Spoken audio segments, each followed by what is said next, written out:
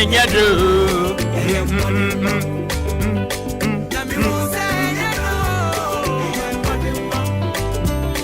Yamadi sheni munyina ato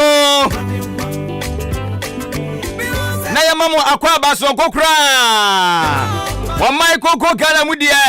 uborama mantam makuma kudu ensia no apoe mantam de agya bosu ko ba aya ahenkan 93.3 FM osaye wo ekotia kasavdie kan na yey Adesimama Yasanso atrase Okay Aha Wadani adefo Sa Hey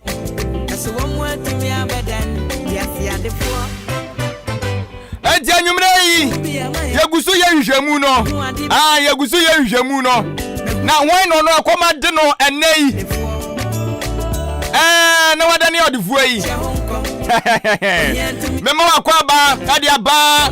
ahenkan 93.3 FM so ebiem jumedia wanka saudi wa dance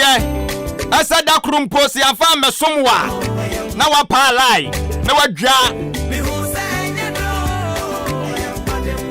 Abrempong Anamom Tuo eso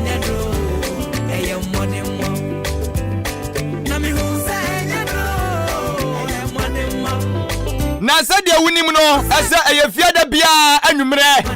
wabra kasiabo no yede agu awie no na yasinkonya na nso pepepe kwapem sa no nkro ebabo ayafutu sam ayemkrasa sam ayabrabo mu nkoso ayarenta so Yechidie anamo enyadro madimbo etiana be ye nwadro abese hu enkran de osuo no obenya retechire anwumre yi de ye ne sani da so nyina sa no ya betechire ne wre ni amene ne da so do hunu se ono de oye bibia nya ye atiai de ye ne se onko no madro ngu tiai de ye ne se onko se no wakonfo de wase ya da kra na me bati as far as yi so no ontie Abrempong Anamom Tuo kachira wunua bi kachira wofase bi kachira wunana bi kachira wunua bi kachira wuba bi asa Abrempong Anamom Tuo ya krado etu wonfanto ahenkan 93.3 FM na jumadi yi no eye ODI Electronics na darumo anu waso ya nasene ene yede ba ODI atunto home appliances ebi aye kasa mfonyini mitira TV ebi ye kasa vidie radio awodo onya ntoma no ebi so ya fridges awodo gas cookers washing machine mobile home appliances and normal me ani jiwo fie mobile phones nyina ka ho ODI Electronics bia be pie mu ewo achim odane ne mpatamu na ya achim aboabo wane ahenkan 93.3 FM kasa vidie yi ebutu dankro enso emu na gwenu yetimi ye home delivery no ye betimi dia bra wo fie etu dia ne so be frɛ ODI wo ma wakonya mo atua sika ne kakra eso de kwana wo pɛ no eboa na wa maso e de amount ani ODI enkasa e was 0244 87 Dabi when you ODI number na ODI number na irame but ubetimi so afrɛ number we ya so 0244 87 63 0244 87 63 and wo frɛ we so a wo benya akwankyere papa no ODI Electronics adaroma ana anwumre o me yasin kunya de Abrempong Anamom Tuo ede ebre wo no na enkwamo afisi ya hye eye Abrempong Anamom Tuo ase yedie nyina no me bon kan yese videos ni nyina bi ewo hanom a oba nsa beka ope audio ani nyina no onsa betimi aka ya ne achocho ruani ntina kukudam wana abrabo woti nusuo na enne wonom esere no ya ne dodo na akasa ba bia ya tofa ebi mu abobo pen ebi mu eyensam twadwuma ebi mu akasini ebi mu yade tonfo ana adadifo dodo na ene ne wonum akasa Oba-Ahenkan FM video mu anum aye wode de agu pen drive so na de yede agu CD so se open pen drive de na wode wafa pen drive ne bra na yentwe angu so emfa emmaw eno no oba na akuta eye ku 50 Ghana cedis no aba beji de agu so CD no 30 Ghana cedis bra na ebra beji ni nyina na entimi enso emwaw dwumadie yi enipa esini metri eso owura Odi-Ahenkan Kwame Yeboah kila abubonua de international abozege man wono ene de anobaba ya dwumadie ni nyina no ebre wo adwempan ni Kofi Mensa Dwene papa na papa enti wani mukan enso so metinamu ewo fianum na matoto nneoma kama na afe no mato eye enso ede ama panin kase no na watoa so ede amayene kama enti nenso yatiasim na yakwakofa nkomatwetwe no ede abremo wo Facebook live eye Ahenkan 93.3 FM Facebook live eye Ahenkan 93.3 FM uguso awo hwe no na utrimu po asem no so odi guo enso ede amaye yenko eye YouTube eye Ahenkan 93.3 FM ewon so kwa subscribe na beka ebusu akuno wabra ye de eye dwumadie sonko bia betum live bia no na wanyankaibɔ ententem so no watima behwe de etwa enso ede eguo no ebi www.ahenkanfmonline.com ubetimi so etie ne ede afa wonom na atimi so aboa ye pa twere ahoma mienu efagu wonom efa emame ebresem no yekodi nkomo ne wia ye beba na so de wasua de free Abrempong Anamom Tuo mu no woni ye ne enso ache no kama 0201 944 485 0201 944 485 eno eye Vodafone no na MTN no eye 0554 820 910 0554 820 910 trauma bofo mienifa guo no mo yekodi nkomo na awie ye wia na afi wo so wa frɛ na ye nyina ne atoato adwere de yesu ne nyina no yeso yetimi achenti no fa wutire dua no na fa eye onkrata no fa to anim na afi no fa ensem ne bi agu no mo sade be ya da chia kwama bi no utube bi ablabo na ye dia na wabiem kama 0594841044 so betimi do adwenkyere no enso ade afa so SMS ebeduru ya no ma ye be kenkan enso ede ama sade de yetiasim ya krado na opanyen na di ahyiamu no firi eye achima mu anum ya na ofire na ono de eba no nsase ho dwumadi a oya ade pa akotɔ asase ohu asase na no obi ebu afa so so soviets for no oka hu bi waben pa owura KWAKU OBOOBI na ene achimkwana na kla abonua Odi-Ahenkan Kwame Yeboah woni no ade ahyiamu mpu yɛhwɛ sɛ de nkomatotwe no bɛsi bi akɔ yɛkɔ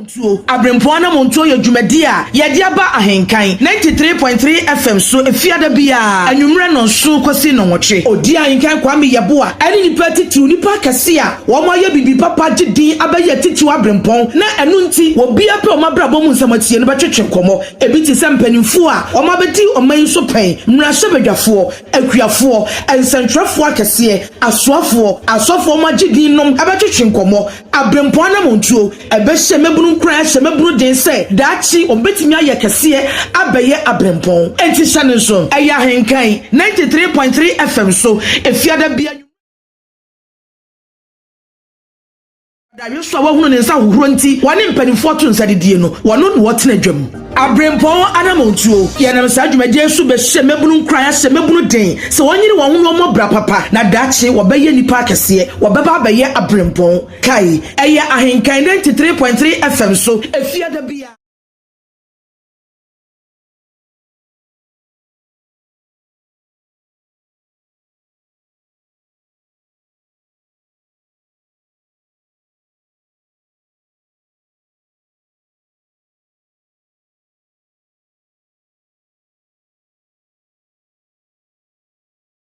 me maka kire me ho sadachi meye ni petitiru meyire me ho abobra pa aye bibi sonko abaye Abrempong daachi na won so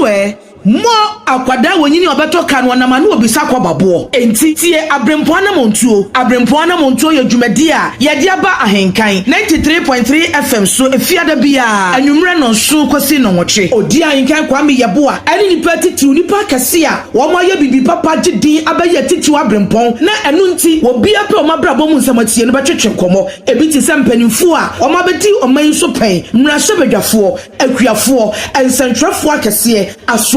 asofo magidi nom abetwetwe komo Abrempong Anamom Tuo ebehye mebunu nkran hye mebunu den se daachi obetimi aye kase abaye Abrempong enti hye nso eya Ahenkan 93.3 FM so efiada bia nwumre no so kwasi no nwotwe Odi-Ahenkan Kwame Yeboah akwadayo so wa hunu ne nsa hohoro nti wane mpanimfo to nsa dedie no wono no wotena dwam Abrempong Anamom Tuo yenam sa dwumadie so be hye mebunu nkran hye mebunu den se wonyere wo hunu omo bra papa na daachi wo beye nipa akese wo beba abaye Abrempong kai eya Ahenkan 93.3 FM so efiada bia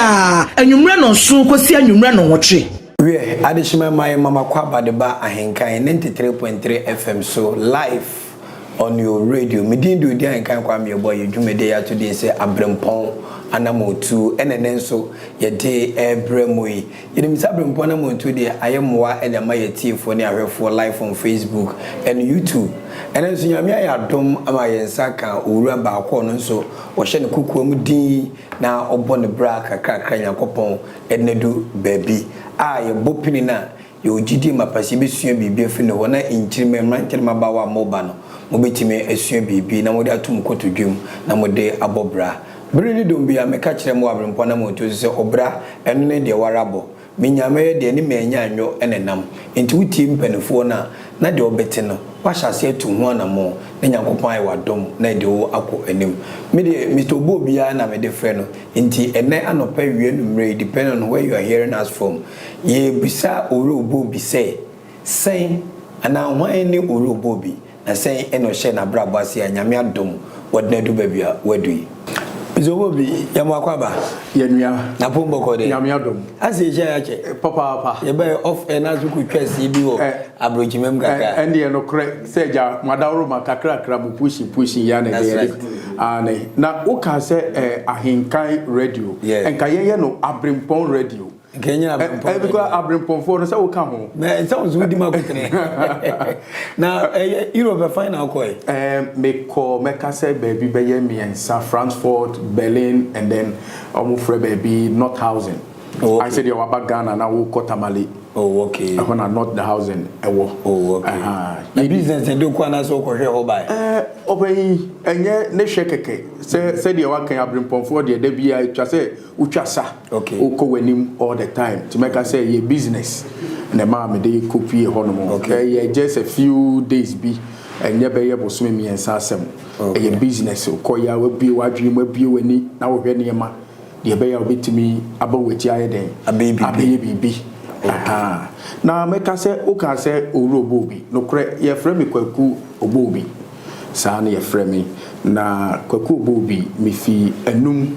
o se ye wa ANUM boso ani ye wa ANUM uduru wa kro no ye wa ANUM to sen nan yo ansa na boso aba ni nya region be e wa eastern region eso jaman that's right aha na e hwa na me share me school ase meka se fitimin kola ase presby school presby for 30 year there when we say respect whom aha ye be said ye better to ama umwa de probably gua de sanity ANUM secondary school na what we did here that time no make say university kono yet say ne say the university ababe say wholesaler 485 okay mama for di kai mama adwanu me odini be agasa free yes sir when chief want to say oh ya de radio ase na when chief was so muti Abrempong Anamom Tuo pa oh me dem kepa ufi ase ti Abrempong Anamom Tuo di be se na wotwe ana abosome ahe ya shase na eti basa na me be friend no say o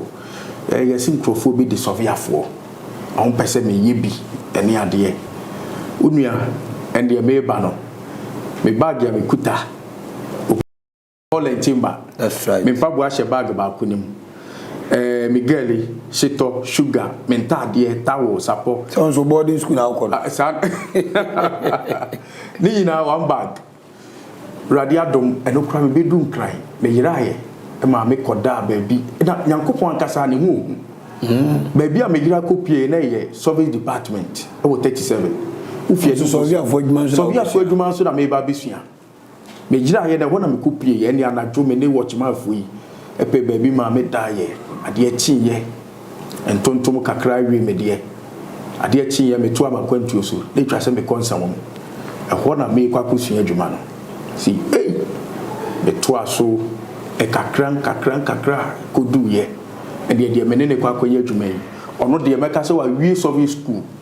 e san kira de kra wo pole ne ade no so e mate won kase ye se de wo breme ba meboa se e de nyame ase na wunua no kure ne se meka se adwuma sua ya de bi a woni ahobrase a ontimi sosidi ana eden meka se baabi wo he den baabi wo so a eye den ani so pan that time no woni se usua adwuma a wana ubesi wo master niema okọ afuma one ne na eko ade bia master bi ase de wo no papa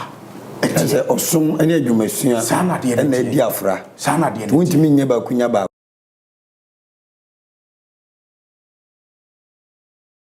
me maka kire me ho sadachi meye ni petitiru meyire me ho abobra pa aye bibi sonko abaye Abrempong dachi na mo akwada wonyini obeto kan wonama na obisa kwababo enti tie Abrempong Anamom Tuo ye dwumadi a ye de aba ahenkan 93.3 FM so efiada bia anwumre no so kosi no nwoche Odi-Ahenkan Kwame Yeboah ani petitiru nipa kase a wo mo ye bibi papa gidi abaye titiru Abrempong na anu nti obi apro mabra bo mu samati be twetwe komo enti sampanifo a o mabati o manso mra so bedwafo aduafo ensantrafo akase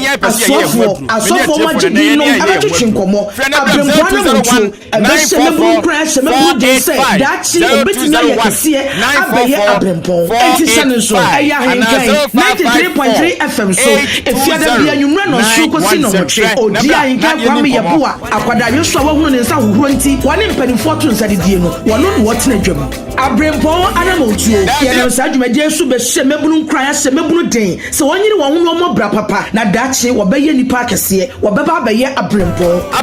aya ahenkan 93.3 FM so efiada bia nwumre no so kosi nwumre no moche eya na enye bedu wa dance ye 93.3 FM so live on your radio Medindu Odi-Ahenkan Kwame Yeboah say Abrempong Anamom Tuo enenenso ye de ebremoi yenim say Abrempong Anamom Tuo de ayemwa elema ye tiefo ne ahwefo live on Facebook and YouTube enenso nyame ayadom ama yensa kan owura ba akọ no nso wo hye ne kukuo mu din na obọ ne bra kakra yakopon enedu baby a ye bopini na ye ogidi mapasi be sua bibia fi ne ho na inchirime mrantirima bawa moba no mo betime asua bibi na mo de atum kotodwem afia de se busuan nyina wo ye wanya do obi awo ye edi sam le ni wan eti Abrempong Anamom Tuo